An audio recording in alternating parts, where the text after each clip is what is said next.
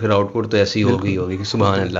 آپ نے ان کا نام لیا، ثناء اللہ بٹ صاحب کے آپ شاگرد رہے، سید منظور الکنین صاحب کے شاگرد رہے، وہ ان کے ساتھ کس طرح سے جو ہے نا ملاقات ہوئی اور وہ پھر شاگردی کا معاملات کس طرح چلا؟ میں چاہتا ہوں وہ ذرا آپ شیئر کیجیے.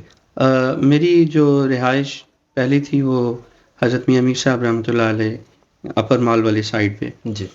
تو قریب شہزاد ناقی صاحب، ان کا وہ صدر بازار کے اندر جی جی ان کی اکیڈمی اور ان کی ورک شاپ، تو ان کو محفل میں سنا تو ان کے پاس میں چلا گیا. ٹھیک ہے. اور بڑی وہ بھی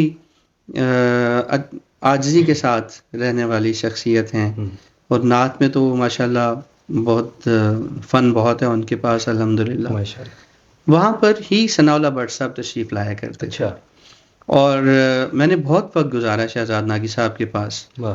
اور ان کو دیکھتا رہتا تھا، اور سیکھتا تو کم ہی تھا، زیادہ ان کو دیکھتا ہی تھا. اچھا. جی.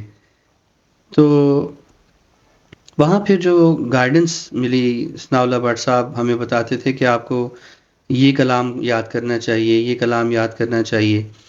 مثلا انہوں نے مجھے کہا کہ اعلیٰ حضرت کا عظیم البرکت ان کا کلام ہے، لطف ان کا عام ہو ہی جائے گا، شاد ہر ناکام ہو ہی جائے گا. جس کا مقطع ہے، اے رضا ہر کام کا ایک وقت ہے، دل کو بھی آرام ہو ہی جائے گا. سبحان اللہ. واہ واہ واہ. تو ہمیں اس طرح کی انہوں نے پھر کہا کہ نعتیں جو ہیں وہ یاد کریں. تو شہزاد ناگی صاحب بڑی پیاری پیاری طرزیں بنا کر جو ہیں وہ ہمیں دیتے تھے، پھر ہم اس کو یاد کر لیا کرتے تھے.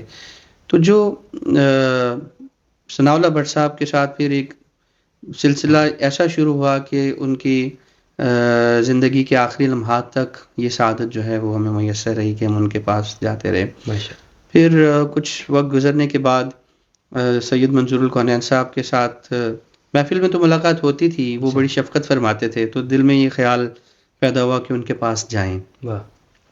پھر میں اور ہمارے ایک دوست ہیں حافظ ثاقب نظامی، وہ جی جی اور حافظ بابر صاحب، ہم لوگ مل کے ان کے پاس چلے گئے. آپ یقین کیجئے کہ انہوں نے اتنا پیار دیا، ایسے لگ رہا تھا کہ جیسے ہم کوئی بچے نعت خوان نہیں ہیں، کوئی نوجوان نہیں ہیں، جیسے ان کے کوئی بچپن کے دوست ہیں ہم. ایسا انہوں نے پرتکلف کھانا کھلایا، اور ہمارا فرسٹ انٹریکشن ان کے گھر میں جو میٹنگ، جو فرسٹ میٹنگ تھی، یہ وہ تھی. بہت زیادہ پیار انہوں نے دیا. تو ہم تو اسی سے امپریس ہوئے. کیا کہنے. پھر انہوں نے مزید شفقت فرمائی، تو وہ خود مجھے انہوں نے کہا کہ یہ میرا بیٹا بھی ہے، میرا شاگرد بھی ہے. کیا کہنے. میرے یعنی کہ میرے باقاعدہ شاگرد ہونے سے پہلے ہی یہ جناب شاہ صاحب نے فرمایا کہ یہ میرا شاگرد ہے. اور جو فرماتے تھے کہ لاہور میں جو میرے قابل ذکر شاگرد ہیں ان میں حافظ سہیل نظر بھی ایک ہیں. سبحان اللہ. یہ بہت بڑی بات ہے. جی. اچھا صاحب، اس طرح کے لوگ اب میسر کم آتے ہیں، اس کی کیا وجہ ہے؟ دیکھیے، میں نے ایک دن فون کیا منظور الکنین صاحب کو، تو میں نے انہیں پوچھا کہ آپ کیا کر رہے ہیں. اچھا. انہوں نے کہا بیٹا میں ابھی تلاوت 1 گھنٹہ، میں نے ٹائم تھا کوئی 10 بجے کا صبح. اچھا. تو کہنے 1 گھنٹہ میں نے قرآن پاک پڑھا ہے. ماشاءاللہ. تو میں ڈائبیٹک ہوں، اب مجھے بھوک جو ہے وہ محسوس ہو رہی ہے، میں تھوڑا پھل لوں گا. تو میں نے پوچھا کہ آپ روزانہ قرآن پاک پڑھتے ہیں 1 گھنٹہ اس وقت؟ تو انہوں نے کہا ہاں، یہ تو میرا بڑے عرصے سے یہ معمول ہے. واہ. تو نماز باقاعدگی سے ادا کرنا، قرآن پاک کی تلاوت کرنا، اور پھر نعت کے اوپر تحقیق کرنا.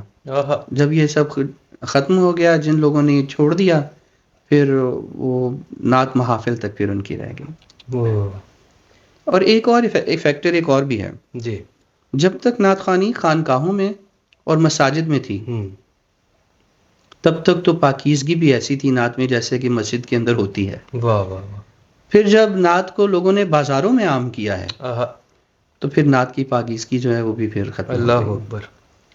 تو جو جگہ جس چیز کی ہے اس کو وہاں پر ہونا چاہیے، وہیں پر ہونا چاہیے، وہاں ہونا چاہیے. اس کی اہمیت کہیں نہ کہیں ہم خود اس کو ڈاؤن کر رہے ہیں، حالانکہ ویسی چیز نہیں ہے. جی بالکل. وہ تو اس ذات کے کیا کہنے، ہماری اتنی اوقات نہیں ہے کہ ہم اس کو ڈاؤن کریں، لیکن ہم اتنے بدبخت ہیں کہ ہم یہ کام کر جاتے ہیں.